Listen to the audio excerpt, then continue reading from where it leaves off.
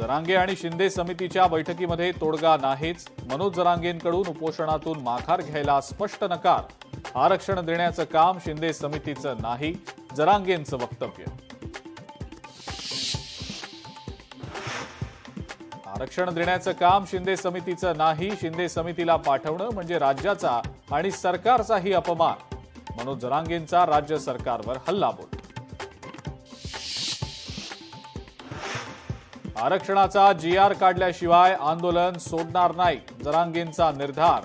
तर आम्हाला 6 महिन्यांचा वेळ लागणार, शिंदे समितीचं उत्तर.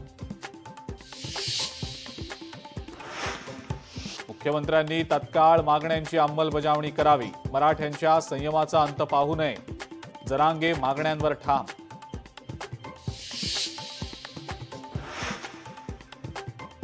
मुख्यमंत्री देवेंद्र फडणवीसांना महाराष्ट्र अस्थिर करायचाय, जरांगेंची टीका.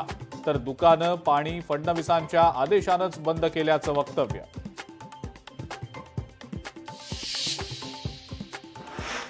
जरांगे परत का आले याचं उत्तर शिंदेच देऊ शकतात. आंदोलनाबाबत राज ठाकरेंचं सूचक वक्तव्य.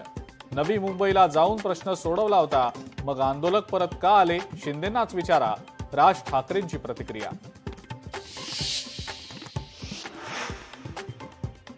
घटनेमध्ये बदल केला तरच मराठा आरक्षणाचा प्रश्न सुटू शकतो, शरद पवारांचं मोठं वक्तव्य. तामिळनाडूत 72% आरक्षण दिलं जाऊ शकतं, तर घटनेत बदलही करता येऊ शकतो, पवारांचं विश्लेषण.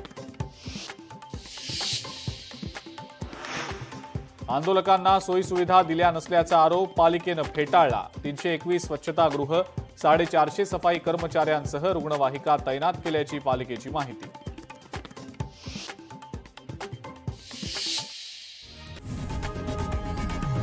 लोकशाही मराठी ऐका, पहा, जागरूक रहा.